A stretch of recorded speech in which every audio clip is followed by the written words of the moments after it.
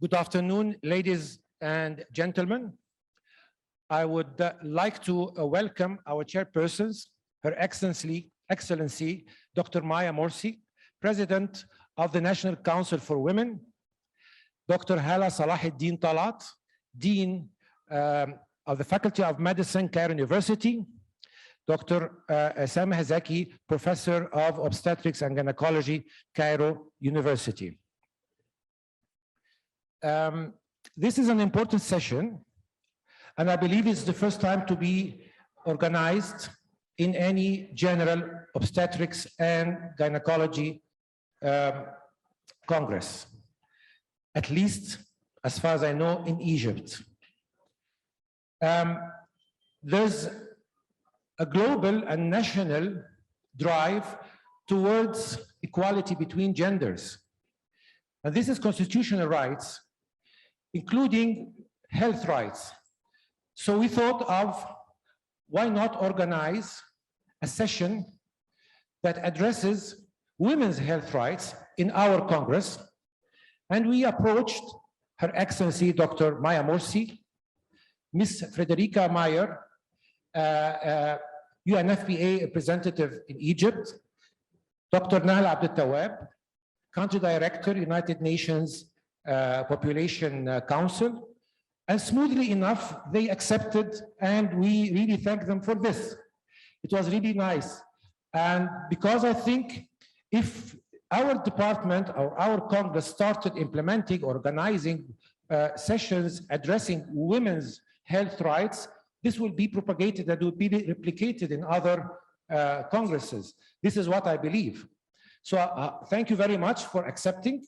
And I would like to say that there will be 4 presentations in this session. We would prefer to leave discussions, questions and answers and comments till the end of the session.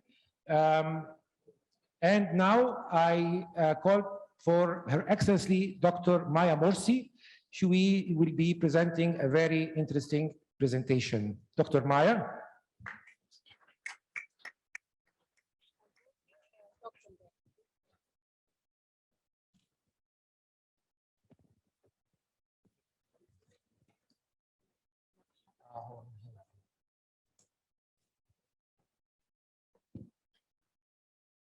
Good evening. Thank you very much, Dr. Ihab Suleiman, for the introduction. Thank you, Dr. Hala Salah, for the excellent work that you're doing in Qasr Al-Aini, one of the real strong hospitals and universities in Egypt. Frederica and Nahla, it's a pleasure to be with you in the same session, and Dr. Ahmed Zakaria, the director of this conference. I'm going to talk today about the national efforts to eliminate violence against women in Egypt. This is how can I say, this is the corporate presentation of the work of Egypt for the past years. And when I say Egypt, it's also the National Council for Women is the national women machinery that is directing the work related to violence against women. The National Women Machinery, for people who does not know, is the official national machinery of Egypt. It has established in 2000, and it was re-established, let me put it this way, in 2017 with a law that it was first by decree from the president, then it is established by the law still under the president and reporting directly to the president. And we were mentioned in the constitution in 2014 that there should be a national council, and one of the councils is the National Women Machinery. The National Council for Women is responsible for drafting policies, submitting legislation and campaigns, representing Egyptian women, and also part of it, which is related 100% to violence against women, is reporting to public authorities any violations of women's rights, including, of course, violence against women. We have several establishments. We have throughout the governorates branches. We have complaints office, which is also related to the women demands and complaints, and also as one of the referral pathways for violence against women. The Egyptian constitution, for the first time ever, had mentioned citizenship and equality between Egyptian women and criminalizing of discrimination throughout Article 9, 11, 53, 59, and 89. But what is most important is mentioning violence against women in Article 11, and it is a state's responsibility to protect women from any forms of violence. If we remember earlier, violence against women as a topic was a taboo. I don't know why.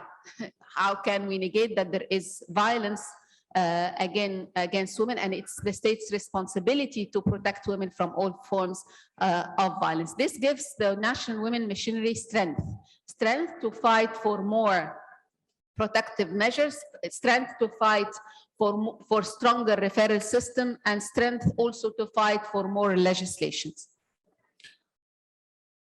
In Egypt, there are several strategies related to any forms of violence. So there is a generic strategy on violence against women. There is specific strategy for female genital mutilation, and another one for combating child marriage. But in what you are seeing, this is the comprehensive strategies that is for protection and empowerment of Egyptian women. And all is in the Vision 2030, which is one of the tools of the Sustainable Development Goals of the United Nations that has been nationalized by Egypt. The women's strategy has 4 main pillars. One of them is prevention and protection, one of the elimination of violence against women strategy have 4 pillars: prevention, protection, services, intervention, and legal prosecution. And also when we say the services intervention, we work with the universities like Cairo University and the Asr Al-Aini as one of the service provision strong authorities in providing services directed to women facing violence or other forms of awareness as well. I'm moving out, so I really want to focus on the violence issue at this stage. There was, usually when we talk about violence, people do not know to what extent there would be harm for women, harm economically, harm socially, harm even the area of protection at large would be attacked. So there was the first economic cost on gender-based violence, a survey that has been conducted in Egypt in 2015 that really costed to what extent Egypt would miss if there is continued violence against women, to what extent the GDP of Egypt can gain as well if we have a stronger referral system and we decrease or eradicate all forms of violence against women. So guess how much we are losing if we are not taking care of this area. Almost 2 billion Egyptian pounds are the total cost that the women take on their shoulders if they are subjected to any forms of violence. So what if there is no violence? This is going to be contribution to the economic cycle. The woman who is beaten by her husband is missing a day of work. She's not going to work. So there is a cost she is actually entitled to missing cost. This is economy. So convincing the decision maker that this is a gain if we have women protection and the cost is that much was also some of the tools that we used. Egypt was the first country in the Arab region that economically costed violence against women. And this also shows the strength of the institutional mechanisms, the strength of the research, and also the strength of the constitution when we say if it is the state's responsibility, so to what extent state is missing or the economy is losing. Robust legal framework on violence against women. We have a sexual harassment law, we have criminalizing FGM twice. Actually, let me say 3 times. One before the 2008, it was in 2008, then another one in 2016, and another one in 2020. 2020. This is a continuation of a cycle of strengthening FGM laws. We're learning, we're understanding what is the loophole. We understood that medicalization of the FGM is a real loophole in the law, and we are calling, as I am seeing colleagues in the room, you're all of you are doctors, and we're calling on the doctors not to help in medicalization. You are the first encounter to the service and the first protecting arm regarding this harmful traditional practice, as we call it. Of course, another law is that is extremely important was the criminalization of cyber crimes and criminalization of bullying, and also protection of data of women survivors of violence. And this was also important because this would enhance the reporting mechanism of any women who are subjected to violence, and not there is no you will see someone harassed in the street, and before the woman report, her name will be all over the news. And with the protection of the victim data, there was an encouragement that women could come out and say that we have been harassed, or are subjected to any forms of violence. One of the major steps that has been announced by His Excellency, the Prime Minister, was the one-stop shop. It's something that is very close to our heart, and maybe this is also something that we have discussed with several universities and several professional colleagues, whether here in Egypt or outside. Having a one-stop shop or one place for women who are subjected to violence, that the police station is in the same place, the hospital is in the same place, the national prosecutor office is in the same place, the national complaints of the council is in the same place. All of the services, once she enters, she has everything at her fingertips, as we say. This is the most difficult moment of any woman who is subjected to form of violence.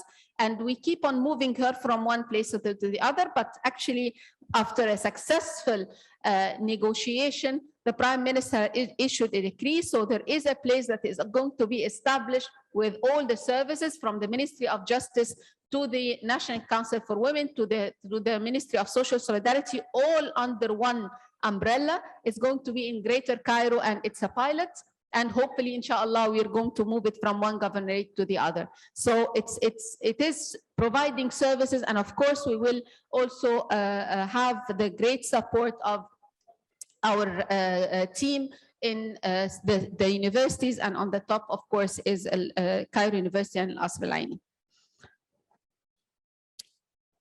The hotlines, what also is a service, calling the hotline and responding actually to the cases of complaints or violence against the women, is also one of the services that we are providing, either for trafficking, for complaints of violence, or also for questions of legal concerns. And what we are providing is also psychological support, and I would like to thank here our great partners in all the portfolio of protecting women from all violence, all forms of violence, who is the UNFPA. So when we are talking, the Frederica and her team, when we are talking that Egypt is moving in the process of women protection, we are using the international standards of protection. It's not what we are only deciding, it's what we are studying to the last state of art internationally, and we're trying to provide it here in Egypt. When we talk about institutional mechanisms, we're seeing a leapfrog moves in the government. The national prosecution had digitized offices for family prosecution. So things that women would have really put a lot of effort in, had moved into digitization. And what we are really proud of is opening the 3 violence against women clinics with the Department of the Forensic Medicine and units within the hospitals of universities and the shelters that we are having at this moment, and specialized also criminal departments in all the Ministry of Justice, the Ministry of Interior, and the Prosecution Office as well. The referral, there is a service of referral, essential services package. This is also have been launched in partnership with UNFPA on I keep on saying on the latest state of art, because what we have been achieving is only the past 5-6 years. This is step by step. We are taking it, we're studying, there is research, there is strong team, national, international, to help in providing the services. So the thinking is not one mind. What we are trying to see, if you're, it's not, it's here.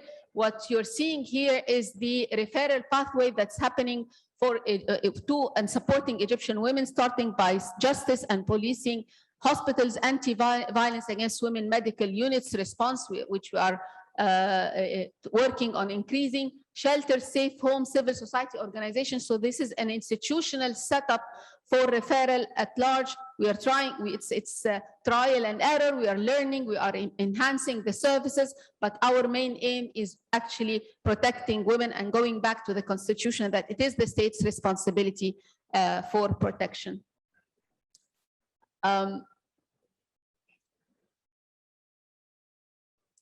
This is a very important number.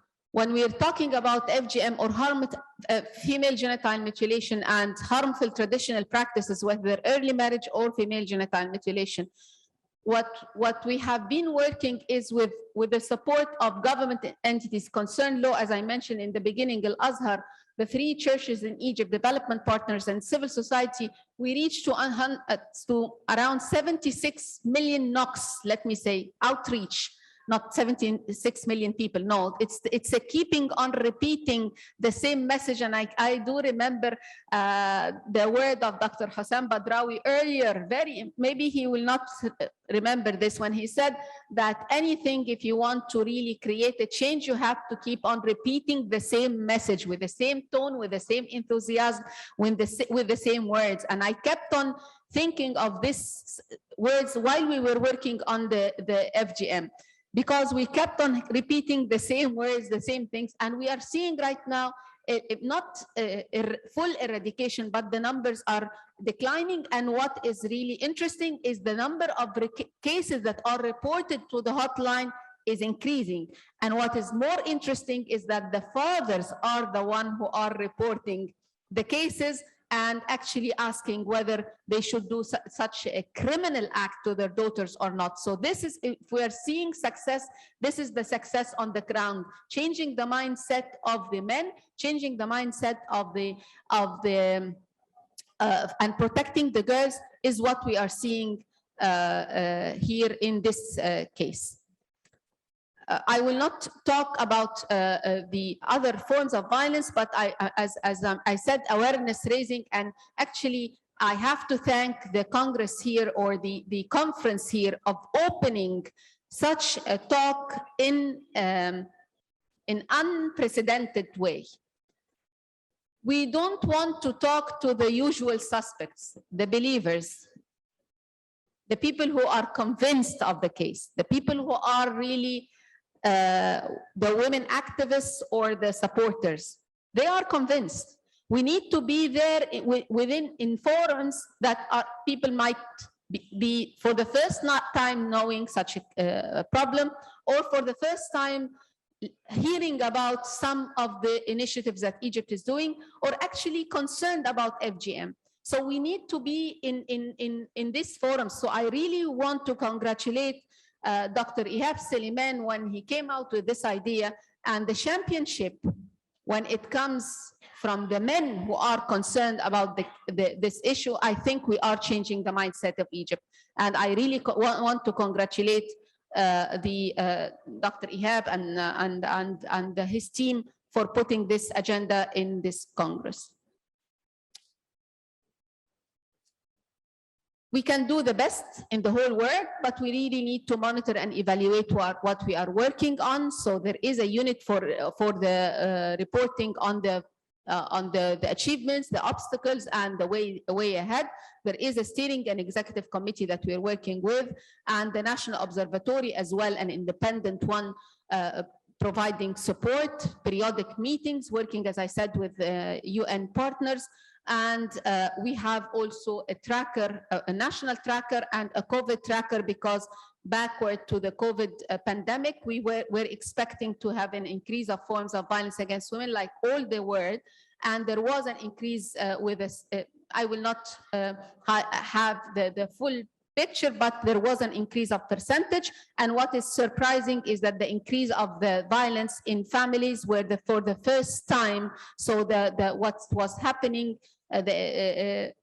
was for the abnormalities of the COVID-19, the confinement and the staying home increased the violence at large.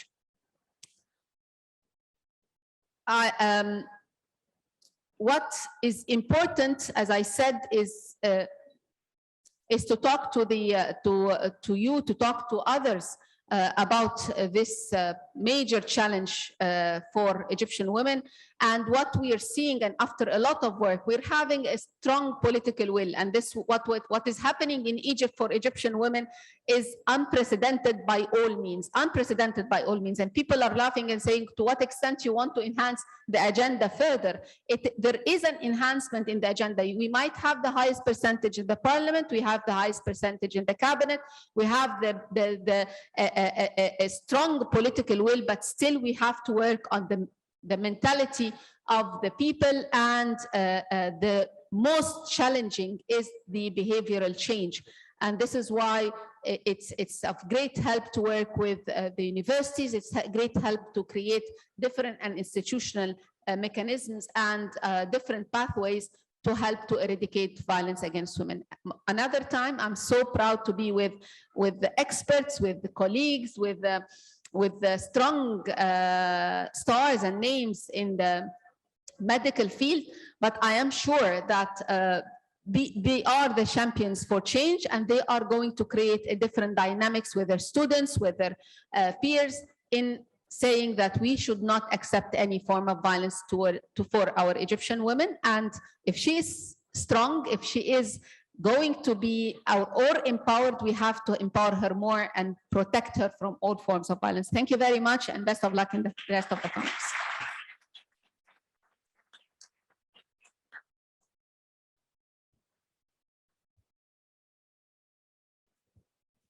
Thank you very much for such a wonderful presentation. At the beginning, as a woman here, I feel very proud, and I feel very secure now. And I think all females in Egypt and all ladies touched by a way or another the effort done recently in the last years. I'm very impressed that you concerned also with the changing of the behavior of boys and men. And because we are not in isolated island, we are living with them. So thank you very much for such wonderful effort. And I think the coming few years, we will have different pattern of presentation of the women in our society. Thank you very much. Thank you, Your Excellency, Dr. Maya. This was a very, very comprehensive presentation.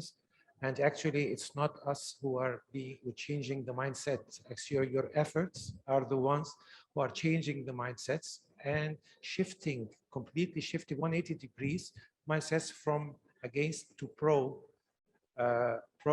women's rights. We really appreciate this, and you're doing a tremendous effort, actually. Thank you very much. We will keep discussions, I think, at the end of the session.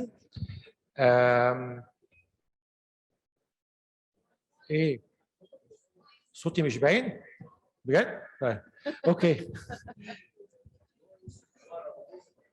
اوكي